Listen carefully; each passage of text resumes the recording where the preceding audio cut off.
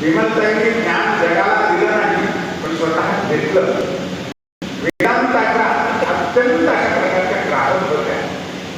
इथे परम आदरणीय पूज्यश्री देशपांडे काकांकडं त्याने वेदांताचं खूप अध्ययन केलं होतं. अगदी श्रेष्ठ श्रेष्ठ होते.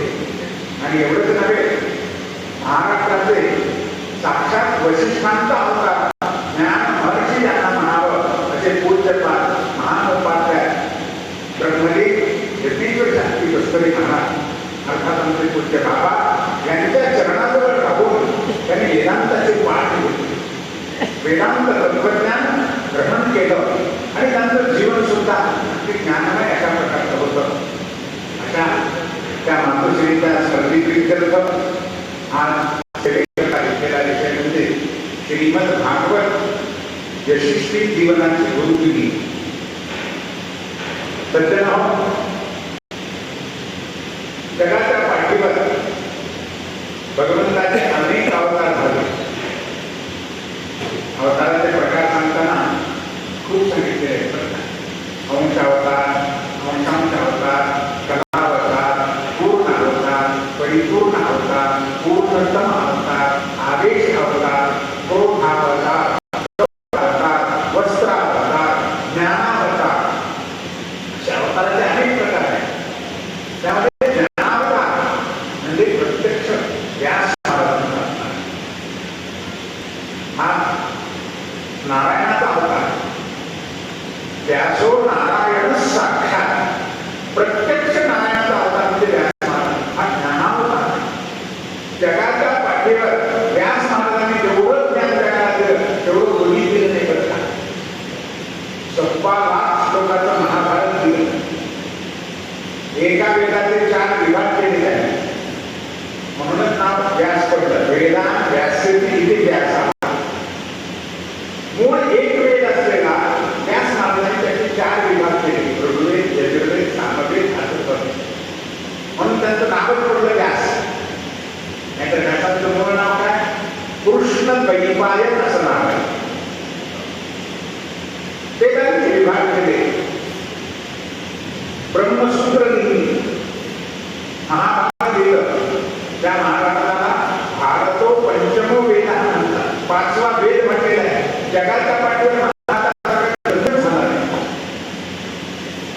जे महाभारतात आहे ते ब्रह्मांडामध्ये आहे आणि जे महाभारतात नाही ते जगामध्ये आहे.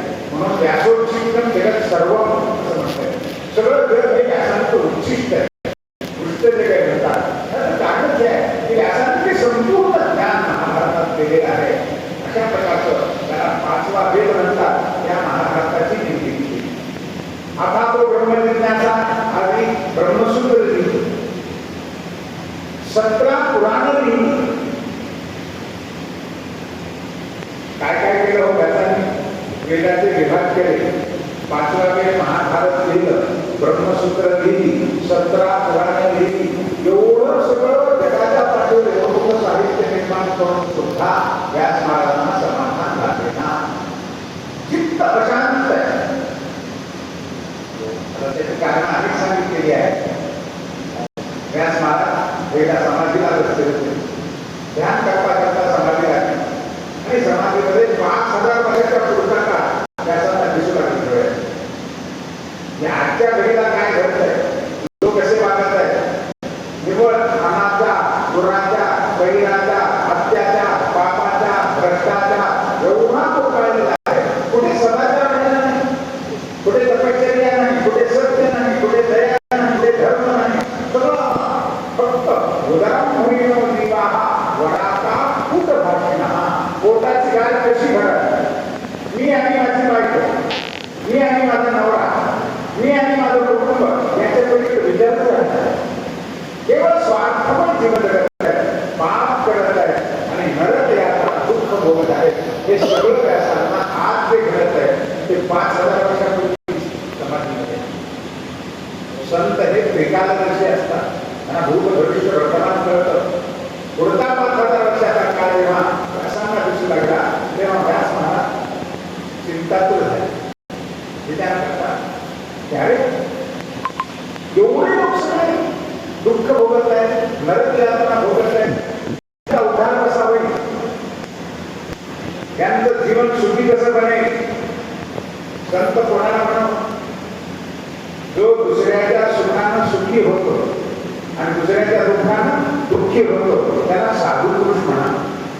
तुमचं आपल्या जगाचं दुःख पाहून त्याला खूप वाईट वाटतंय, त्या चिंताक्रांत झालेल्या आहे, चिंतातूर झालेल्या आहे, तीन वलन झालेले आहे. भगवंताचं चिंतन करता देवा आता मी काय करू, या लोकांचा उद्धार कसा होईल, हे लोक सुखी कसे होतील. भगवंताचं चिंतन करता तेव्हा भगवंताला दया येते व्यासांची आणि भगवंताने नारद ऋषींना प्रेरणा देवर्षी नारद आणि आकाश मार्गा नारद ऋषी व्यासांच्या आश्रमात आले. व्यासांचा आश्रम म्हणजे माहिती का, बऱ्याच लोकांना माहिती असेल. आपण बद्रीनारायणाच्या दर्शनाला जर गेलो तर बद्रीनारायण पुढे गेल्यानंतर व्यासांचा आश्रम सरस्वतीच्या तीरावर गंगाधर नावाचा आश्रम आहे. तिथे श्रीमद भागवत लिहिलं ती जागा तिथे. व्यासांच्या आश्रमात नारद ऋषी आल्याबरोबर त्याच महाराजांनी उठून नारदांना साष्टांग नमस्कार केले, व्यासांना आसन दिलं, पाद्य पूजा केली आणि चरणांवर बसले. नारदांनी व्यासांच्या चेहऱ्याकडे पाहिलं, चिंता खूप दिसते. असं म्हटलंय, न सांगता कळू येते अंतराला.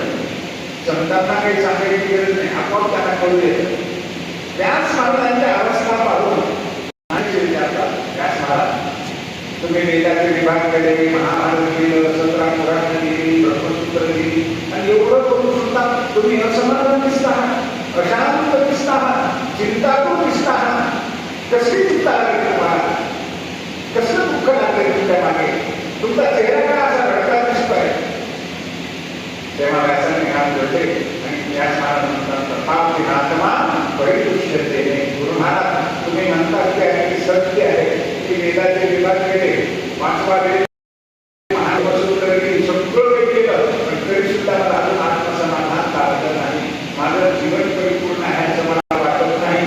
मी यशस्वी झालो जीवनामध्ये असं अजून मला वाटत नाहीये. मला कृतार्थ झाल्यासारखं वाटत नाहीये. काहीतरी आपल्या जीवनात कमी आहे असं वाटतंय. तेव्हा गुरुदेव मी काय करू जेणेकरून माझं जीवन परिपूर्ण होईल, माझं जीवन यशस्वी होईल, मी कृतार्थ होईल. याकरता मी काय केलं पाहिजे मला सांगा. माझं मन अशांत आहे, माझं मन व्याकुळ आहे, मी काय करू सांगा. तेव्हा नारद ऋषी सांगतात, मला खरं सांगू, जगामध्ये तुम्ही सगळं मिळवलं आणि एक भगवंताच्या चरणाचं प्रेम जर नाही मिळवलं, भगवंताच्या चरणाची भक्ती जर नाही मिळवली तर तुम्ही जीवनात कधीच पूर्ण होणार नाही, यशस्वी होणार नाही. तुम्हाला जीवन जर कृतार्थ करायचं असेल तर भगवंताच्या चरणावर प्रेम केलं पाहिजे, भक्ती केली पाहिजे. आचार्य सद्गुरू शंकराचार्य स्वामी महाराज सांगतात, एक सुंदर स्तोत्र प्राप्ता विद्या राजमान्यात लक्ष्यम भुक्ता मारी सुंदरांगीत लक्ष्यम. खूप सुंदर स्तोत्र, खूप मोठी विद्या मिळाली. राजमान्य राजश्री झाला, डॉक्टरेट झाला, डिलक्ट झाला, पद्मश्री, पद्मभूषण, नवे भारतरत्न, नवे नोबेल, एवढं जरी पारितोषिक मिळवलं तरी जीवनात आत्मसन्मान झालेलं असं नाही. कितीही पुस्तकं वाचा, कितीही पुस्तकं प्राप्त करून घ्या, पाठ करा, कितीही जगात ज्ञान मिळवा, पण शेवटी त्यात आत्मसमाधान नाही. जोपर्यंत आमचं चित्त भगवंताच्या चरणावर एकाग्र होणार नाही तोपर्यंत आम्हाला जीवनात समाधान नाही. धनम मेरुतुल्यम आचार्य सांगतात की हिमालय पर्वता एवढं सोन्याचा ढीग आहे आणि तेवढं सगळं प्राप्त झालं तरी समाधान लागेल का? किती पैसा मिळाला त्याला समाधान नाही ना. मेरू पर्वता एवढं धन मिळवलं. आमच्या भागवतामध्ये तरी काही काही याचा मतलब म्हणजे पृथ्वी तलावर जेवढे गहू आहे एकाच ठिकाणी गोळा करायचे, जेवढे तांदूळ आहे तेवढे एकाच ठिकाणी गोळा करायचे, रत्न माणसं मोठी एका ठिकाणी गोळा करायचे आणि एका माणसाला त्याचा मालक बनवायचं, तरी सुद्धा त्याला समाधान. पृथ्वीतलं सगळं धन जरी एखाद्या माणसाचं केलं तरी सुद्धा त्याला समाधान कधी लागणार नाही. धनामध्ये समाधान नाही, सत्तेमध्ये समाधान नाही, विद्वत्तेमध्ये समाधान नाही,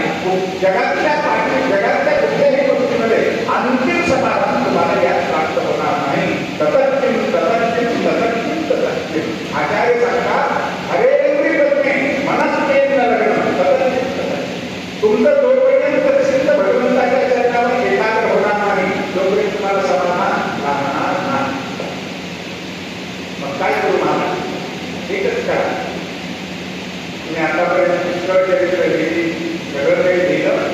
आता एक कृष्ण चरित्र लिहिलं. भक्ती प्रेमातून भगवंताचं चरित्र लिहिलं. त्याच महाराज म्हणतात, महाराज तुम्ही महाभारत वाचले गेले हो, म्हणजे कृष्ण चरित्र लिहिलं, दुसरं काय महाभारत? कृष्ण लिहिलं, कृष्ण चरित्रच आहे. कृष्ण चरित्राचं काय महाभारत दुसरं काही नाही आहे, मी कृष्ण कथा काही केली आहे. महाराज म्हणतात नाही, या महाभारतात कृष्ण चरित्र आहे, पण त्या कृष्ण चरित्राला राजकारणाचा वास आहे. तिथे समाजकारण आहे, अर्थकारण आहे, धर्मकारण आहे, राजकारण आहे. असं एक चरित्र घ्या की तिथे भक्ती प्रेमाशिवाय दुसरा विषयच नाही. भक्तीतून कृष्ण चरित्र घ्या, प्रेमातून कृष्ण गीता घ्या, तिथे ऐकल्यानंतर लोकांचं मन सुद्धा भक्तिमय होईल, लोकांचं चित्त प्रेममय बनेल. अशा प्रकारचं चरित्र घ्या, म्हणजे तुमचं जीवन प्रकार होईल, तुम्हाला समाधान प्राप्त होईल, असा आदेश दिला. आणि भागवताचं मूळ चरित्रश्लोकी भागवत त्याला म्हणतात, ज्ञानं परमविज्ञाने यज्ञज्ञान समानिकं सरस्वं सरस्वंच ब्राह्मणविदितया यावानं यथा धातु यदुपहोलकारणतः तथैव तत्त्वविज्ञानं सुते मदोग्रहात् आदी आदी चतुश्लोकी भागवताचा उपदेश, मूळ भागवताचं ज्ञान बीज रूपाने नारदांनी त्या ठिकाणी दिलं. आणि नारदांचे आधी निवृत्त केले की तुम्ही भगवंताचं चरित्र भक्ती प्रेमातून, त्या चरित्रामध्ये भक्तीला प्राधान्य असेल, प्रेम प्राधान्य असेल, असं चरित्र घ्या. ते चरित्र वाचल्यानंतर किंवा ऐकल्यानंतर लोकांच्या हृदयामध्ये भगवंताच्या चरणाचं प्रेम निर्माण होईल, असं चरित्र घ्या, म्हणजे तुमचं जीवन प्रकाश होईल, असा आदेश दिला. आणि नारदांच्या आज्ञेवरून त्याच महाराजांनी जो ग्रंथ दिला, त्या ग्रंथाचं नाव श्रीमद भागवत तो ग्रंथ दिल्यानंतर त्यास एकदम समाधान कृतार्थ झाले. आता मला जीवनात काहीच मिळवायचं नाहीये, माझं जीवन कृतार्थ झालं, माझं जीवन परिपूर्ण झालं. आता यापुढे एक अक्षर सुद्धा मी लिहिला, त्यासाठी देखील भागवतानंतर एक शब्द सुद्धा त्यासाठी लिहिला नाहीये. व्यासांच्या परिणत प्रतिमेतून प्रगट झालेला अलौकिक ग्रंथालय म्हणजे श्रीमद भागवत. सर्वात शेवटी सर्वोत्तम अशा प्रकारचा ग्रंथालय जर ग्रंथ निर्माण झाला असेल तर श्रीमद भागवत महाराज. म्हणून श्रीमद भागवताचा ग्रंथ जगाच्या पाठीवर होता. कितीही संसार तापानं तापलेला जीव असू द्या, आज लौकिकता, आध्यात्मिकता, आज दैविकता, त्रिविध तापानं होरपळलेला जीव असू द्या, पण त्यानंतर शांत चित्तानं एखाद्या साधूच्या मुखातून कथा येते मात्र तर एकदम त्याचं सगळं दुःख नाही. संसार तापानं तापलेल्या जीवाला शांत करणारी भागवती कथा आहे, जीवन कृतार्थ करणारी भागवती कथा आहे. मला अनुभव सांगतो बरं का तुम्हाला. मी पहिल्यांदा जेव्हा आपल्याला पूज्यपाद अनंत श्री विभूषित या युगातले साक्षात सुखाचार्यांच्या अवतार ब्रह्मदेव श्री डोंगरेजी महाराजांच्या मुखातून मी कथा जेव्हा घेतली, तेव्हा 7 दिवस मला देहभान नव्हतं. मी पृथ्वीवर चालू असं काही वाटतच नाही, कुठेतरी आकाशामध्ये किंवा स्वर्गातच फिरत आहे काय असं वाटत होतं. एवढा आनंद येत होता, देहात भान सुद्धा विसरून जात होता. एखाद्या साधूच्या मुखातून जर भागवती कथा ऐकली तर ते सगळे दुःख विसरतात, देहात भान विसरतं आणि सच्चिदानंद फल प्राप्ती होते. महाराज एवढा महिमा या भागवताचा आहे. भागवतामध्ये अनेक सामर्थ्य आहेत. ग्रंथ सामर्थ्य आहे, मंत्र सामर्थ्य आहे, अक्षर सामर्थ्य आहे, शब्द सामर्थ्य आहे. एवढे सगळे सामर्थ्य भागवतामध्ये. ग्रंथ सामर्थ्य म्हणजे काय? म्हणजे बाबा प्रवचनातून नेहमी एक कथा सांगायचं. या ग्रंथामध्ये असं सामर्थ्य आहे की तेनेयम वाङ्मयी मूर्ती प्रत्यक्षा वर्तते हरिणे. भगवंताची साक्षात वाङ्मयी मूर्ती म्हणजे भागवत आहे. भागवत म्हणजे भगवंत आहे आणि भगवंत म्हणजे भागवत. म्हणून भागवताचं दर्शन भगवंताचं दर्शन आहे, भागवताचं पूजन भगवंताचं पूजन आहे, भागवताला वंदन भगवंताला वंदन आहे. भागवत म्हणजेच भगवंत आहे आणि भगवंत म्हणजेच याची घडलेली घटना आमचे बाबा सांगायचे की काशीला एक लक्ष्मण शास्त्री हैदराबादच्या म्हणून चांगलीत विद्यालयामध्ये शिकवण्याचं कार्य करायचे. हा मोठ्या अधिकारी तपस्वी होते. एके दिवशी कर्नाटकातून एक भागवत भक्त ब्राह्मण काशीला आता चांगल्या विद्यालयामध्ये आपली राहण्याची व्यवस्था जवळजवळ भोजनाची व्यवस्था होते म्हणून चांगले विद्यालयात पूज्यपाठ अनंत श्री विभूषण राजराजेश्वर शास्त्री देवी महाराज त्याचे होते. आता आपल्याकडे येतात पूज्यपाठ श्री गणेश शास्त्री महाराज त्यांचे विकासी महाराज रात्र झालेले प्रधानी स्नान वगैरे करा काय अधिकार करा ते भोजन करा प्रसाद तयार. तेव्हा त्या ग्रहस्थांनी सांगितलं मी विकत भोजन करणार आहे. 3 दिवस झाला मला अन्न मिळालेलं नाही. मी भुकेला आहे, उपवासी आहे, मला भूक लागली आहे, मला भोजन करायचं आहे. पण काय करू म्हणे मी रेल्वे सरकारनं माझी बॅगच चोरी केली, पिशवी चोरी केली आणि त्या पिशवीमध्ये माझं भागवत होतं ते भागवत सुद्धा चोरी केली. आणि माझा नियम आहे की दररोज 12 अध्याय वाचल्याशिवाय मी अन्न घेत नाही, पाणी घेत. 3 दिवस झालं भागवत वाचन नाही झालं त्यामुळे मी अन्न पाणी बंद केलेलं आहे. तुमच्याकडे भागवत असेल तर द्या, मी 3 दिवसाचं पारायण करतो बोलून घेतो. कसा रवी म्हणाले ठीक आहे आमच्याकडे लक्ष्मण शास्त्री हैदराबादकडे ते रोज भागवत वाचतात, त्यांच्याकडे भागवत त्यांच्याकडे जाऊन ते भागवत आणलं. त्या भागवत भक्तांचे ग्रंथ काढा 3 दिवसाचं वाचन काढलं 36 अध्याय वाचले. मग पूजा वगैरे केली, नैवेद्य दाखवला, आरती केली, भागवत चौरंगावर ठेवलं आणि मग प्रसाद घेतला झोप गेली. 12-1 वाजले. पहाटे 3 वाजता लक्ष्मण शास्त्रींना स्वप्न पडलं. स्वप्नामध्ये बाल कमी ऐकतोय असा वाचत येतोय. अरे धोकाच काय लक्ष्मण खूप माझ्या डोक्यावर जेवढं बोललंय ते जेवढं बोलत असं काय एकदम जगाचं बोधस्मरण करणारा, ब्रह्मांडाचं बोधस्मरण करणारा आणि त्याबरोबर त्याला बोलतं काय बोलत असं का स्वप्न पडतं. पण विचार करतात अरे आज आपलं भागवत नाही आहे, भागवत केलेलं आहे काय पाहू म्हणून तिथून उठले आणि या ग्रंथाने महाराज आज भागवत मध्ये ठेवले. पूजा करून चौरंगावर गेले आणि खरंच चौरंगावर पूजा करून ठेवलं होतं. पण जेवढा थोडी चूक घडली होती. तिथे व्यासपीठ म्हणून जे असतं ना एक असं व्यास कागदामध्ये त्याच्यावर ग्रंथ घेऊन आपण वाचतो त्याला ध्यान म्हणतात किंवा व्यासपीठ म्हणतात. त्यांनी काय केलं होतं भागवत ग्रंथ वाचून ठेवला आणि ते व्यासपीठ जे होतं ते उचलून भागवत होतं. ते पाहिल्याबरोबर काय लक्ष्मण शास्त्रीने अगोदर ते उचल काढून टाकलं, साष्टांग नमस्कार घातला आणि भगवंताची क्षमा याचना केली. अर्थात भागवतावर काही ठेवणं अशी कथा म्हणतात बरं का. गुरुवर्य पूज्यपाल सद्गुरू ब्रह्मने वेंकुटवासी पुन्हा महाराज वेंकुटकरांच्या पंढरपूरच्या मठामध्ये चातुर्मासामध्ये पूज्यपाल ब्रह्मने गोपाळ शास्त्री गोरे हा चातुर्मासात भागवत सांगायचे. एके दिवशी एक वृंदावन महात्मा तेवढा 11-12 वर्षाचं वय होतं.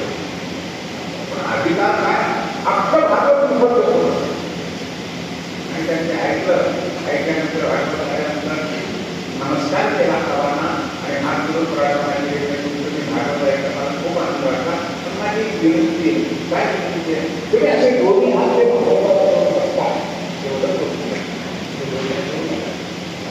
भागवत म्हणजे म्हणूनच आहे भगवंत म्हणजे भागवत. त्याची अशी अनुभूती अनेकांना येते.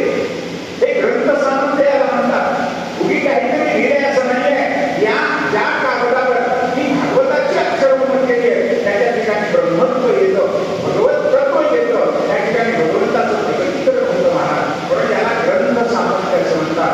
भागवताचा मीमांसा हे ग्रंथ सामर्थ्य. भागवतामध्ये मंत्र सामर्थ्य. मंत्र कशाला म्हणतात? ते वेदाच्या रेषा असतात त्याला मंत्र म्हणतात. कुठल्या श्लोकाला मंत्र म्हणतात, तर भागवताला मंत्र म्हणतात. कारण प्रत्येक अध्याय झाल्यानंतर किती श्रीमद भागवते पारमहंस्यां संहितायां असं आणि संहिता ही वेदाची असते. भागवताला संहिता म्हणते की हे वेदच आहे आणि आता एक एक श्लोक म्हणजे एक एक मंत्र आहे. मंत्र सामर्थ्य, जसं वेदाचं मंत्र सामर्थ्य आहे तसं भागवताचा प्रत्येक श्लोक म्हणजे मंत्र आहे आणि ते मंत्राचं सामर्थ्य आहे. आता ते मंत्राचं सामर्थ्य अनेकांना अनुभव येतो बरं का. एखाद्या मुलीचं कुमारिकेचं लग्न जर होत नसेल, लग्नाचं गिरणं येत असेल तर त्या मुलीनं जर भागवताच्या दशमस्कंदाच्या कात्यायनी योग्य करत असताना भूमिकांनी त्या मंत्राचा जप केला, त्या मंत्राचा जप केला तर सगळे गिरणं बाजूला होऊन लग्न लवकर जुळतं असं शेकडो लोकांचा तो मंत्र आहे. कात्यायनी महामाये महायोगिनीश्वरी नंद गोपसुतदेवी पतिमे गुरुते नमः या मंत्राचा जर जप केला लग्नाचे विघ्न नाही होतात आणि लग्न लवकर होतं याचा शेकडो लोकांना अनुभव. किंवा आपल्यावर एखादं संकट जर आलं, आपत्ती आली, काही करू नका. भागवताचा एक मंत्र आहे, कृष्णाय वासुदेवाय हरये परमात्मने प्रणतक्लेशनाशाय गोविंदाय नमो नमः. याचा जप करा, सगळे विघ्न नाहीसे होतात, संकट दूर होतात. याचा अनेकांना अनुभव आहे. एक एक श्लोक म्हणजे एक मंत्र आहे. भागवताच्या दशमस्कंदातल्या 12व्या अध्यायाचा 12वा एक मंत्र आहे. लक्ष देऊन ऐका. कोणाला अनुभव घ्यायचा असेल तर घ्या, देऊ शकता. आमच्या पूज्य बाबांनी सांगितलेलं आहे, स्वतः अनुभव घेतलेला आहे आणि मी सुद्धा त्याचा कितीतरी वेळा अनुभव घेतलेला आहे. निश्चित अनुभव येतो तुम्हाला. भगवान श्रीकृष्णाचं दर्शन व्हावं, आता प्रत्यक्ष नाही तरी निदान स्वप्नात तरी देवाचं दर्शन व्हावं असं ज्याला वाटतंय ना, त्याला एक अनुष्ठान करावं एका मंत्रात, भागवतात. तो मंत्र असा आहे, 12व्या अध्यायाचा 12वा श्लोक. यत्पाद पंचर्णो यत्र प्रकृतो करतात अभिनियोगी विरक्तः सहदेव यत्रविषय स्वयं स्थितो किं वर्गते दिष्टमतो व्रजो कसा. असा मंत्र आहे. अर्थ सांगत बसत नाही आहे, पण जो योगी लोकांना, जपी कपी मुनी लोकांना ज्याच्या चरणाचं एक क्षण दर्शन दुर्लभ आहे, तो परमात्मा या गोपकुमारांना, ब्रजवासी लोकांना सहज प्राप्त झाला अशा अर्थाचा तो मंत्र आहे. हा मंत्र 108 वेळा आहे आणि त्यानंतर भागवताच्या दशमस्कंदाचे 3 अध्याय वाचायचे. पुन्हा 108 वेळा तो मंत्र म्हणायचा. झालं एक दिवसाचा. असं 16 दिवस जर अनुष्ठान केलं तर 16-48 होतात. 48 अध्याय होतात. तेवढं त्या दिवशी एक अध्याय जास्त वाचायचा, जे 49 अध्याय भागवताच्या दशमस्कंदाच्या पूर्वार्धाचं पारायण पूर्ण होतं. आणि असं पारायण केलं तर 16 दिवसामध्ये स्वप्नात होईना पण कृष्ण दर्शन झाल्याशिवाय राहत नाही. निश्चित होतं. करून पहा, अनुभव तुम्हाला अर्थ कळो की न कळो, भागवताचा अर्थ कळो न कळो, पण हे जर अनुष्ठान केलं तर निश्चितपणे भगवंताचं दर्शन होतं, स्वप्नात का होईना. त्याला मंत्र सामर्थ्य म्हणतात. भागवतामध्ये ग्रंथ सामर्थ्य आहे, मंत्र सामर्थ्य आहे. भागवतामध्ये अक्षर सामर्थ्य करतात. एक एक अक्षर महत्वाचे म्हणतात. भागवताच्या महात्म्यात, गोकर्ण महात्म्यात किंवा पद्मपुराणामध्ये सुद्धा वर्णन केलेलं आहे. ते अश्वमेध सहस्राने वाजपेय शतानीचं भागवताचं एक अक्षर जर उच्चारलं, अश्वमेध यज्ञ शेकडो केल्याचं पुण्य त्याला लागतं, राजस्व यज्ञ केल्याचं पुण्य लागतं. एक अक्षर, एक एक अक्षर अत्यंत महत्वाचं आहे. अक्षराला सुद्धा महत्व आहे. म्हणजे बाबा एक कथा सांगायची बरं. 150 वर्षापूर्वी पुण्याला कोल्हापूर म्हणून कोणी वकील होतं. त्याने भागवतावर ग्रंथ लिहिला, भागवतादर्श म्हणून. जेव्हा भागवतादर्श उपाख्य भागवताचा उपसंहार असं त्या ग्रंथाचं नाव आहे, तो ग्रंथ लिहिला. त्या काळामध्ये 150 वर्षापूर्वी खूप चर्चा झाली त्या ग्रंथात, खूप विद्वानामध्ये त्याच्यावर चिंतन झाले. त्या ग्रंथात एक अनुभव दिलेला आहे की काशीला म्हणे एका विद्वान लोक एकत्र जमले आणि त्यांना सगळ्या विद्वानांनी ठरवलं, पण भागवतामध्ये व्याकरण शास्त्रदृष्ट्या किंवा लौकिक शास्त्रदृष्ट्या जे काही चूक असेल त्याची काढून टाकायची योग्य. आता खरं तर चूक म्हणता येत नाही. व्यासासारख्या महापुरुषांच्या शब्दाला चूक म्हणायची ताकद कोणाची आहे? त्याला आर्ष प्रयोग म्हणतात आणि चिंता प्रयोग. आर्ष रामरक्षास्तुती. रामरक्षेमध्ये असं सीताया पतये नमः. व्याकरणशास्त्र दृष्ट्या जर पाहिलं तर हे योग्य बसत नाही. व्याकरणाच्या नियमात बसत नाही, वाणी त्या नियमात बसत नाही. किंवा भागवतामध्ये पहिला श्लोक आहे, जन्माद्यस्य यतोर्वयादितरतश्चार्थेष्वभिज्ञस्मरण तेने ब्रह्मरतायः सूर्यः तेजो वायुर्यथा विनिमयो यत्र सर्वो वृषः धाम्नास्तेन सदा निरस्तकुहकं सत्यं परं धीमहि. धीमहि असा शब्द आहे. धीमहि लौकिक भाषेत येतच नाही, हे वैदिक भाषेचा शब्द आहे. मग वैदिक भाषेचा प्रयोग लौकिकात केला म्हणून या काशीच्या विद्वानाने विचार केला की असे जे धीमहिसारखे प्रयोग शब्द वापरले ते काढून टाकायचे आणि शास्त्रदृष्ट्या योग्य शब्द त्या ठिकाणी जोडायचे. असा विचार करून विद्वानांचे सहभागी शेकडो विद्वान त्या ठिकाणी आले आणि आता चर्चा करणार कुठं कुठं चूक आहे, कुठं व्याकरण दृष्ट्या बरोबर नाही, कुठं काय आहे, कुठं काय बदल करायचा चर्चा करणार. इतक्यात एक आश्चर्य घडलं. काय आश्चर्य घडलं? एक निराकार लोक येतो आणि त्या ठिकाणी मुख्यचे बसलेले क्रांती महाराज होते. त्यांच्या जवळ येऊन तो कोकणाचा किरकिर करू लागला, जोरात ओरडू लागला, प्रत्यक्ष आवाजात ओरडू लागला की कोणाचं बोलणं कोणाला ऐकू येईल. काय चर्चा करणार बघा.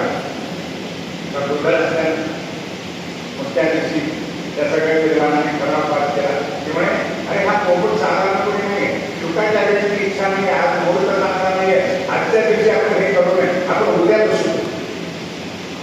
म्हणून त्या दिवशी ती सहभाग विस्कळीत केली आणि दुसऱ्या दिवशी घेतली आणि दुसऱ्या दिवशी सुद्धा सगळे लागू झाला. तिथोच प्रकार पुन्हा तो पोपट आला आणि लागला, ओरडू लागला. तेव्हा विद्वानाने हात वगैरे आजही सुद्धा देवाची इच्छा दिसत नाहीये, ते शब्द बदलले नको आपण उद्या करू. तीन नंतर म्हणून पुन्हा तिसऱ्या दिवशी जेव्हा सभा भरावली, पुन्हा तोच प्रकार आल्यानंतर सगळ्या विद्वानांनी उठून नमस्कार केला. सुखदेवजी महाराज जगाच्या पाठीवर कोणाचाही अधिकार नाहीये की भागवताचे एक अक्षर सुद्धा बदलत आहे, एक शब्द सुद्धा बदलता येत नाही. कारण एक एक शब्द एक एक अक्षर म्हणजे ब्रह्म आहे, परमात्मा स्वरूप आहे, ते त्या चैतन्य आहे, ते दिव्यत्व आहे, ते शुभदेवांच्या मुखातले शब्द आहे. म्हणून यातलं एक अक्षर सुद्धा बदल करण्याचा अधिकार ब्रह्मदेवाला सुद्धा नाहीये महाराज. म्हणून यात अक्षर सामर्थ्य, एक एक अक्षर शब्द सामर्थ्य आहे, अक्षर सामर्थ्य आहे, ग्रंथ सामर्थ्य आहे, मंत्र सामर्थ्य आहे आणि अर्थ सामर्थ्य आहे. अर्थामध्ये सुद्धा खूप सामर्थ्य.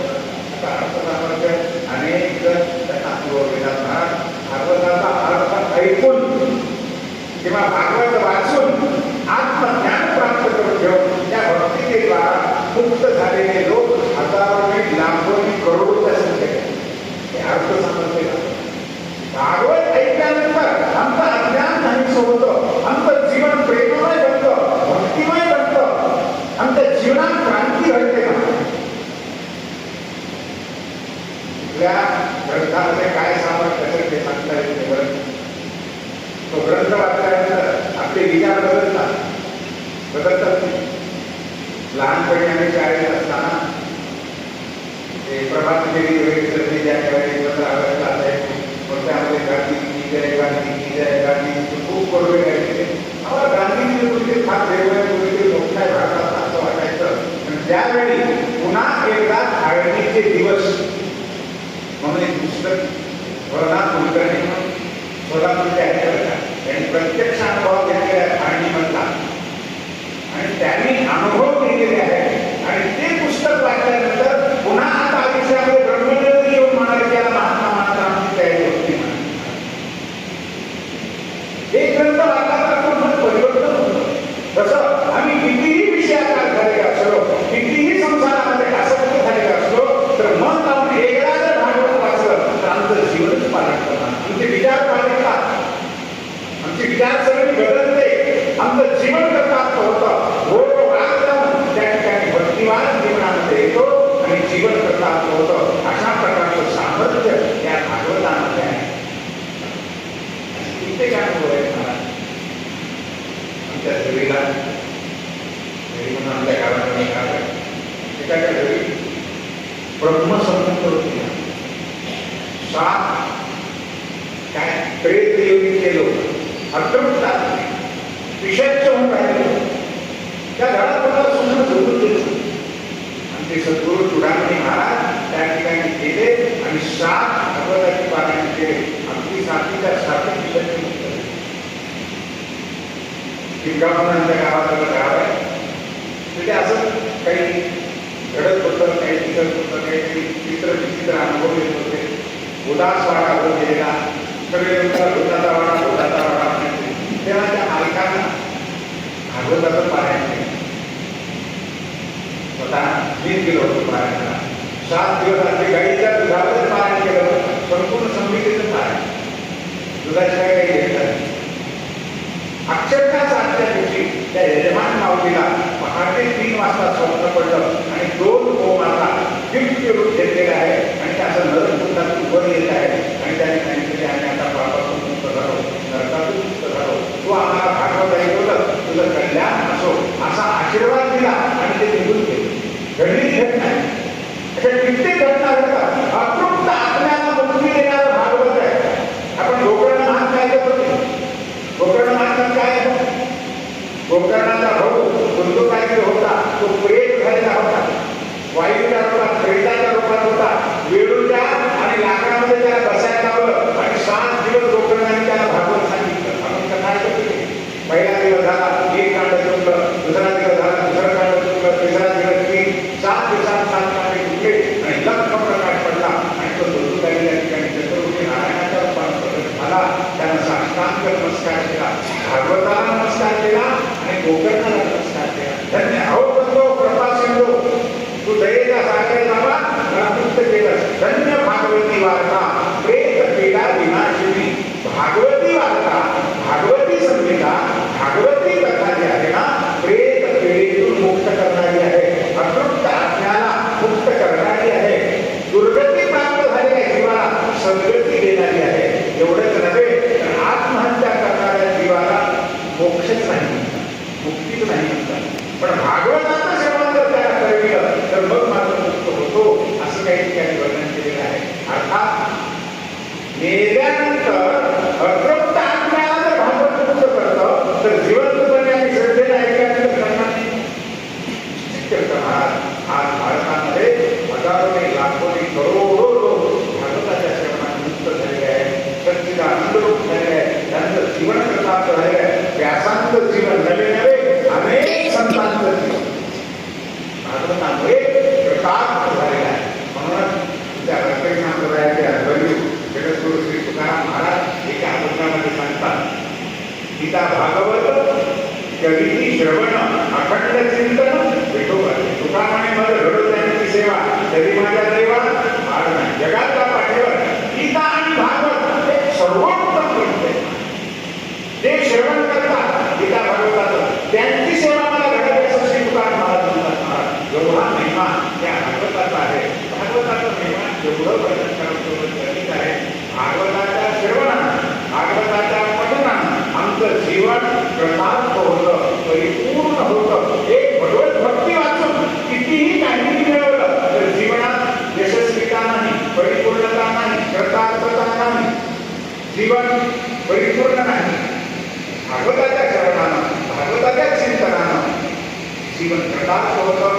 म्हणून नेहमी करता भगवत भक्तांनी आपलं जीवन कृतार्थ करण्याकरता गीता आणि भागवताचं श्रवण करावं, पठण करावं, पूजन करावं. काही जागी घडलं तर निदान हा ग्रंथ आपल्या घरात तरी ठेवावा. ज्या घरात भागवताचं वाचन होतं ना, भागवतात दिले बरं का, पद्मपुराणात दिले, तत्ग्रहण तीर्थरूपम मी वसताम पापनाशनम. ज्या घरात भागवत ग्रंथ आहे, ज्या घरात भागवताचा पारायण होतं, ते घर तीर्थासारखं पवित्र आहे. म्हणे त्या घरात प्रवेश केला की तीर्थात स्नान केल्यासारखं पाप मुक्त होतो. एवढं पवित्र भागवताचं महात्म्य आहे. भागवत म्हणजेच भगवंत आहे. म्हणून जीवन कृतार्थ करण्याकरिता, जीवनात यशस्वीता प्राप्त करून घेण्याकरिता, आपल्या विचाराची क्रांती घडवून आणण्याकरिता आणि जन्म मरणातून मुक्त होण्याकरिता, सच्चिदानंद परमात्मा स्वरूप प्राप्त करून घेण्याकरिता एकमेव जर उपाय केले असेल तर श्रीमद भागवताचं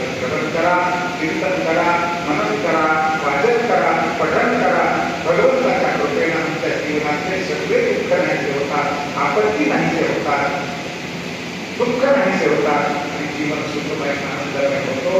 त्याचा अनेक संतांचा मुलींचा अनुभव आहे. आपणाला सुद्धा घेता येतो. असो, त्यांच्या स्मरणार्थ हा कार्यक्रम आयोजित केलेला आहे. त्यांनी आयोजित केला. त्यांच्या विनोदताईंचे सगळे सुपुत्र सांगायला आनंद वाटतो. ते डॉक्टर रवींद्र रावाल कर्मयोगी आहेत बरं का. अनेक डॉक्टर पाहिजे पण त्या डॉक्टर काय बघा डॉक्टर पाहायला फार क्वचित मिळतात.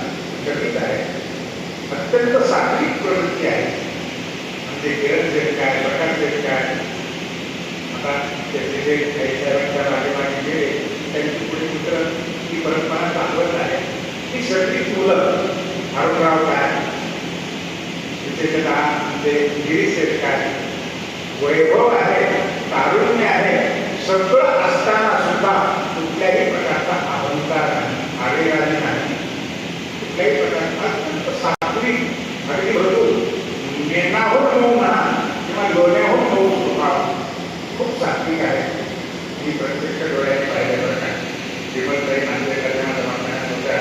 ते डॉक्टर साहेब घर सोडून तिथे